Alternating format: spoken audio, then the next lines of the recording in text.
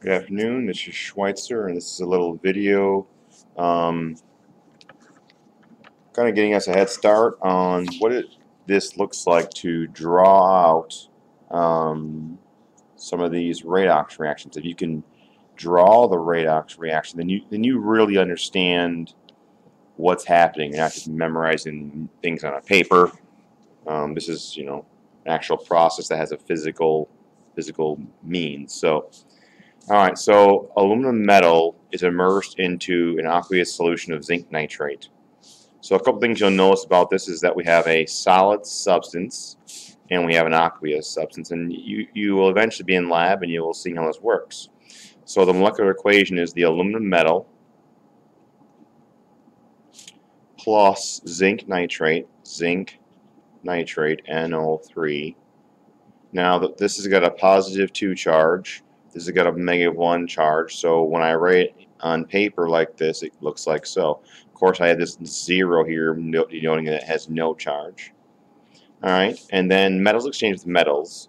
So aluminum will exchange with metal. Really, we're exchanging electrons. So there'll be an electron exchange between the aluminum and zinc, which allows aluminum to take on a charge and zinc to lose its charge. So now zinc has no charge, and then the aluminum nitrate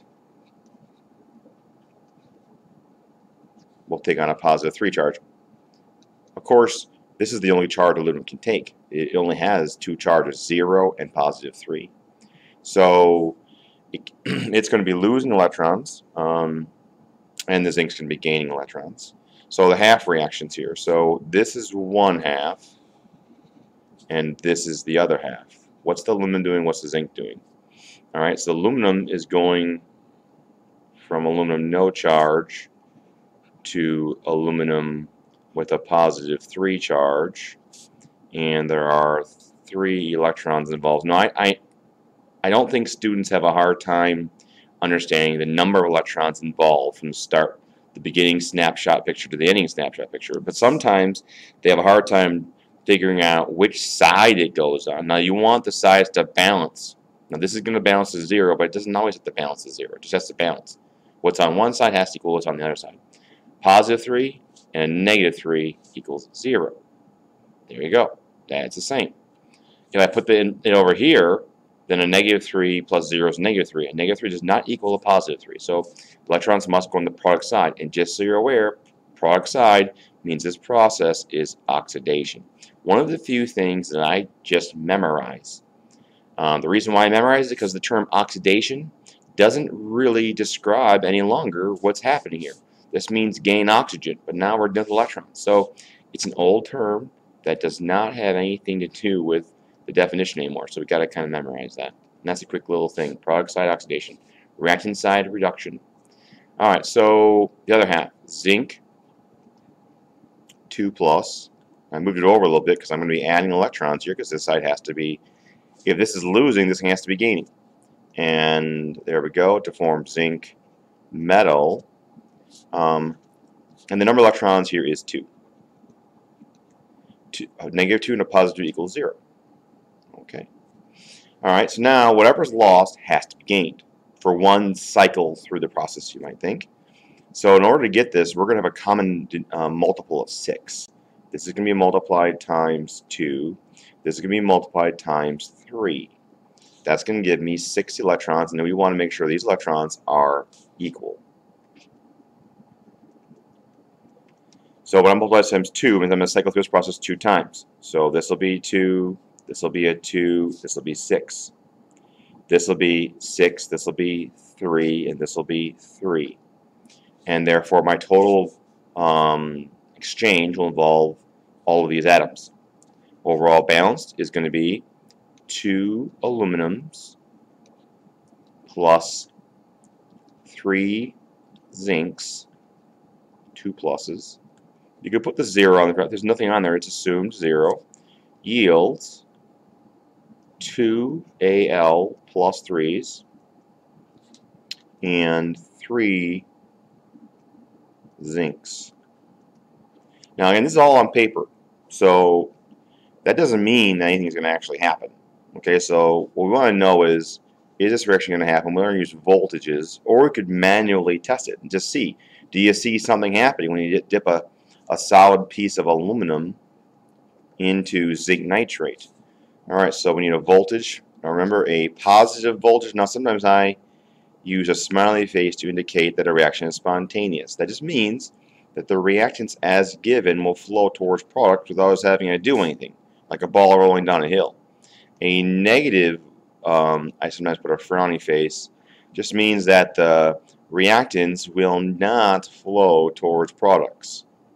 Okay, essentially we have products. That this is where it wants to go. But if anyway, so exchange. So to do this, now this is reduction. The reduction will be found as is on a reductance chart, and that reductance chart, there it is. Looking for zinc, and the zinc is somewhere. There it is. Negative 0.76 volts. Okay, that's it's not something that means that the zinc really does not want to take on 2 electrons. It would prefer to stay a zinc metal. But is the aluminum strong enough to force it? Now this is oxidation, so it's going to have to get flipped. Alright, so let's find the reduction version of this and flip it. And let's see if we see aluminum here. Going to go up or down.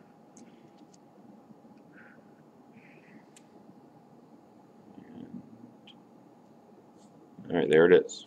Negative 1.66. It's going to be a positive 1.66. Positive 1.66. Alright, that's going to give us a positive 0.9 volts. Now the positive is, for our intents purposes, is the most important part here. The fact that it's positive. But essentially, to get this to run, we would need to use an electrical output of positive 0.9 volts or larger to get it to run. I should say this. I shouldn't say that. Okay, this thing's going to run all by itself, and when it runs, we could set up a battery or a galvanic cell, and this would create a 0.9 voltage. And you could run them in pair or in series and get that voltage to add up. So is it going to run? Yes. Okay. All right, and let's draw a picture of this. Now, to draw a picture, you could draw it all you want, but I'm going to draw one cycle through this reaction. So in this thing, I need 3 zincs, and there's no right way to draw this thing, no wrong way to draw this thing. You could zinc plus 3 plus 2. All right, there's 3 of those, and of course, every time there's a positive, there's a negative. So there's 1, 2, 3, 4, 5. There's somewhere along there. There's 6 negatives here. Those are nitrates, actually. All right, and now all these guys are going to come up, and they're going to exchange all maybe at one time. All right, and they're going to form solid zinc. And then in the process coming out here, we're going to have 2 aluminums.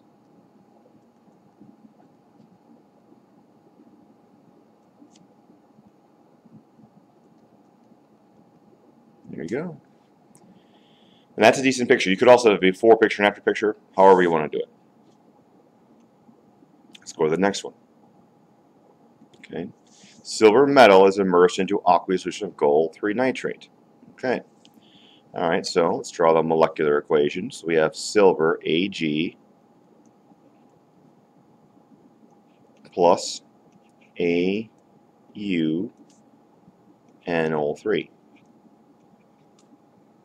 Then it's gold 3, so I'll put a parenthesis here with a 3. Yields AU gold, and then we'd have silver nitrate on its own. Now again, one part that really kind of messes with kids is, oh, we got 3 nitrates here, we got 1 nitrate here. I got to put a 3. These aren't even together. So when I see students having issues with the nitrates, I understand, but that means you don't visually understand what's actually happening. And it will come out, the number of nitrates will be appropriate when we balance this thing, if need be. I didn't balance the molecular last time, but it doesn't really matter. So the nitrates really have nothing to do with this exchange. There are nitrates here before, and there are nitrates here afterwards. Alright, so half reactions. I have gold, silver, okay, Ag, no charge, going to Ag plus 1. And then I have AU no charge. Well, this one here, let's back up here. It's got +1, +3. AU, this thing should be A positive. AU +3 going to AU gold. All right. Yep. It's AU. All right. Now, in this case, my spectator is the nitrate, just so you're aware. That sometimes is a common question, spectator. Okay. Now we got to find number of electrons. This is going to be 1 electron here, of course. You can always stop and try these things out. We'll get a voltage here. It's a reduction.